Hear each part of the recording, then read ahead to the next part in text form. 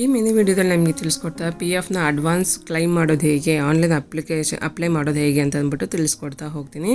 ನೋಡ್ತಾ ಇದ್ವಿ ಈ ವೆಬ್ಸೈಟ್ ಲಿಂಕ್ನ ನಾನು ಡಿಸ್ಕ್ರಿಪ್ಷನ್ ಕೊಟ್ಟಿದ್ದೀನಿ, ಹೋಗಿ ಚೆಕ್ ಮಾಡ್ಬೋದು. ಅದ್ರ ಮೇಲೆ ಕ್ಲಿಕ್ ಮಾಡಿದ್ರೆ ಇದು ವೆಬ್ಸೈಟ್ ಓಪನ್ ಆಗುತ್ತೆ. ಇಲ್ಲಿ ನಿಮ್ಮ UN ನಂಬರ್ PF ನಂಬರ್ನ ಹಾಕೋಬೇಕಾಗುತ್ತೆ. ಹಾಕ್ಕೊಂಡು ಪಾಸ್ವರ್ಡ್ನ ಏನು ಕ್ರಿಯೇಟ್ ಮಾಡಿತ್ತಲ್ಲ ಪಾಸ್ವರ್ಡು ಇಲ್ಲಿ ಹಾಕ್ಕೊಂಡು ಸೈನ್ ಇನ್ ಅಂತ ಇದೆಯಲ್ಲ ಸೈನ್ ಇನ್ ಮೇಲೆ ಕ್ಲಿಕ್ ಮಾಡಬೇಕಾಗುತ್ತೆ. ಕ್ಲಿಕ್ ಮಾಡಿದ ತಕ್ಷಣ ನಿಮಗೆ ಒಂದು OTP ಹೋಗುತ್ತೆ. ಆಧಾರ್ ಕಾರ್ಡ್ಗೆ, ಪಾನ್ ಕಾರ್ಡ್ಗೆ, ಆಧಾರ್ ಕಾರ್ಡ್ಗೆ ಮತ್ತು PFಗೆ ಏನು ಓಪನ್ ಲಿಂಕ್ ಆಗಿರುತ್ತಲ್ಲ ಆ ನಂಬರ್ಗೆ 6 ನಂಬರ್ಸ್ ಒಂದು OTP ಹೋಗುತ್ತೆ. ಆ OTPನ ಇಲ್ಲ ಹಾಕ್ಕೊಂಡು ಸಬ್ಮಿಟ್ ಮೇಲೆ ಕ್ಲಿಕ್ನ ಮಾಡಬೇಕಾಗುತ್ತೆ. ಪಾಸ್ವರ್ಡ್ನ ಕ್ರಿಯೇಟ್ ಮಾಡೋದು ಹೇಗೆ ಅಂತ ಅನ್ನೋದು ಕೂಡ ನಾನು ಮಿನಿ ವಿಡಿಯೋ ಮಾಡಿ ನಿಮ್ಮ ಜೊತೆ ಶೇರ್ ಮಾಡಿದ್ದೀನಿ. ಅದು ಕೂಡ ಹೊಸದಾಗಿ ಅಪ್ಡೇಟ್ ಆಗಿದೆ. ಹಳೆ ವರ್ಷನ್ ಇಲ್ಲ, ಇವಾಗ ಹೊಸದಾಗಿ ಆಗಿದೆ. ಇದೇ ಜುಲೈಯಿಂದ ಸ್ಟಾರ್ಟ್ ಆಗಿದೆ, ನೀವು ನೋಡ್ಬೋದು. ಇವಾಗ ನೋಡ್ತಾ ಇದ್ದಲ್ಲ ಸಬ್ಮಿಟ್ ಅಂತ ಕೊಟ್ಟಿದ ತಕ್ಷಣ ಲಾಗಿನ್ ಆಗಿದೆ, ನಿಮ್ಮ ಪೇಜ್ಗೆ ಲಾಗಿನ್ ಆಗಿದೆ. ನಿಮ್ಮ PF ಲಾಗಿನ್ ಆದಾಗ ಇಲ್ಲಿ ಮೇಲ್ಗಡೆ ಆನ್ಲೈನ್ ಸರ್ವಿಸ್ ಅಂತ ಇರುತ್ತೆ. ಆನ್ಲೈನ್ ಸರ್ವಿಸ್ ಮೇಲೆ ಕ್ಲಿಕ್ ಮಾಡಿದ್ರೆ ಕ್ಲೈಮ್ ಅಂತ ಅನ್ನೋದು ಓಪನ್ ಆಗುತ್ತೆ. ಕ್ಲೈಮ್ ಮೇಲೆ ಕ್ಲಿಕ್ನ ಮಾಡಿ. ಕ್ಲಿಕ್ ಮಾಡಿದ ತಕ್ಷಣ ನೆಕ್ಸ್ಟ್ ಪೇಜ್ ಓಪನ್ ಆಗುತ್ತೆ. ಇಲ್ಲಿ ನಿಮ್ಮ ಅಕೌಂಟ್ ನಂಬರ್ ಏನು ಅಕೌಂಟ್ ನಂಬರ್ ಲಿಂಕ್ ಆಗುತ್ತೆ ಆ ಅಕೌಂಟ್ ನಂಬರ್ನ ಹಾಕೊಂಡು ವೆರಿಫೈ ಅಂತಿದೆಯಲ್ಲ ಆ ವೆರಿಫೈ ಮೇಲೆ ಕ್ಲಿಕ್ನ ಮಾಡಬೇಕಾಗುತ್ತೆ. ವೆರಿಫೈ ಆದರೆ ಎಸ್ ಅಂತ ಬರುತ್ತೆ, ಇಲ್ಲಿ ಎಸ್ ಅಂತ ಕೊಟ್ಟು ಅದಾದಮೇಲೆ ಇಲ್ಲಿ ಪ್ರೊಸೀಡ್ ಫಾರ್ ಆನ್ಲೈನ್ ಕ್ಲೈಮ್ ಅಂತ ಇದೆಯಲ್ಲ ಅದ್ರ ಮೇಲೆ ಕ್ಲಿಕ್ನ ಮಾಡಬೇಕಾಗುತ್ತೆ.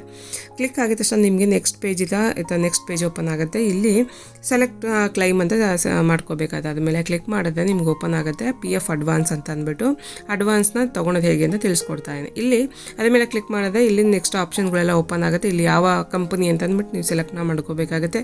ಯಾವ ಕಂಪನಿಗೆ ನೀವು ಅಪ್ಲೈ ಮಾಡ್ತಾ ಇರೋದನ್ನ ಸೆಲೆಕ್ಟ್ ಆದಮೇಲೆ ನೆಕ್ಸ್ಟ್ ಏನಕ್ಕೋಸ್ಕರ ಅಪ್ಲೈ ಮಾಡ್ತಾ ಇರೋದನ್ನ ಸೆಲೆಕ್ಟ್ನ ಮಾಡ್ಕೋಬೇಕಾಗುತ್ತೆ. ಅದು ಸೆಲೆಕ್ಟ್ ಆದಮೇಲೆ ಇಲ್ನೆಸ್ ಅಂತಲೇ ಮಾಡ್ಕೊಳ್ಳಿ, ಬೇಗ ಬರುತ್ತೆ. ಅದಾದಮೇಲೆ ಅಮೌಂಟ್ ಎಷ್ಟು ಬೇಕು ಅನ್ನೋದನ್ನ ಹಾಕೋಬೇಕಾಗುತ್ತೆ. ನೀವು ಎಷ್ಟು ಅಮೌಂಟ್ಗೆ ಅಪ್ಲೈ ಮಾಡ್ತಾ ಇದ್ದೀರಾ ಅಂತ ಅಂದ್ಬಿಟ್ಟು ಅದು ಅಮೌಂಟ್ ಆದಮೇಲೆ ನೆಕ್ಸ್ಟ್ ನಿಮ್ಮ ಅಡ್ರೆಸ್ನ ಹಾಕೋಬೇಕಾಗುತ್ತೆ. ನಿಮ್ಮ ಅಡ್ರೆಸ್ ನೀವು ಪ್ರೆಸೆಂಟ್ ಆಗಿರ್ಬೋದು, ಇಲ್ಲ ನಿಮ್ಮ ಆಧಾರ್ ಕಾರ್ಡಲ್ಲಿರೋ ಅಡ್ರೆಸ್ ಆಗಿರ್ಬೋದು ಹಾಕೋಬೇಕಾಗುತ್ತೆ. ಸ್ಟೇಟು, ಸಿಟಿ ಮತ್ತು ಪಿನ್ ಕೋಡ್ ಸಮೇತ ಹಾಕೊಬೇಕು. ಹಾಕೊಂಡಾದ್ಮೇಲೆ ಕೆಳಗಡೆ ಬಂದರೆ ಚೆಕ್ ಬಾಕ್ಸ್ ಒಂದು ನೋಡ್ತಾ ಇದ್ದಲ್ಲ ಆ ಚೆಕ್ ಬಾಕ್ಸ್ ಮೇಲೆ ಕ್ಲಿಕ್ ಮಾಡಿದ್ರೆ ನೆಕ್ಸ್ಟ್ ಆಪ್ಷನ್ ಓಪನ್ ಆಗೋದಿಲ್ಲ, ಅಂದರೆ ಓಪನ್ ಆಗಲ್ಲ.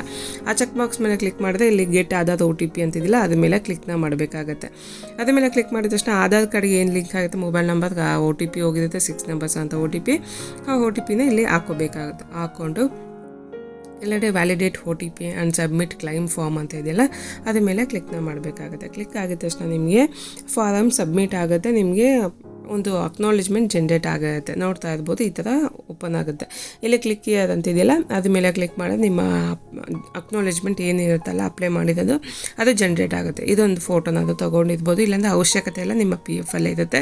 ನೋಡೋದಲ್ಲ ಯಾವ ರೀತಿ ಅಪ್ಲೈ ಮಾಡೋದು ಅಂತ ಅಂದ್ಬಿಟ್ಟು ಈ ಥರ ಸಿಂಪಲಾಗಿ ಅಪ್ಲೈ ಮಾಡಿಕೊಂಡ್ರೆ ನಿಮ್ಗೆ ಏನಿಲ್ಲ ಅಂತ ಒಂದು ವೀಕ್ ಒಳಗಡೆ ನಿಮಗೆ ಅಮೌಂಟು ನಿಮ್ಮ ಅಕೌಂಟ್ಗೆ ಬರುತ್ತೆ.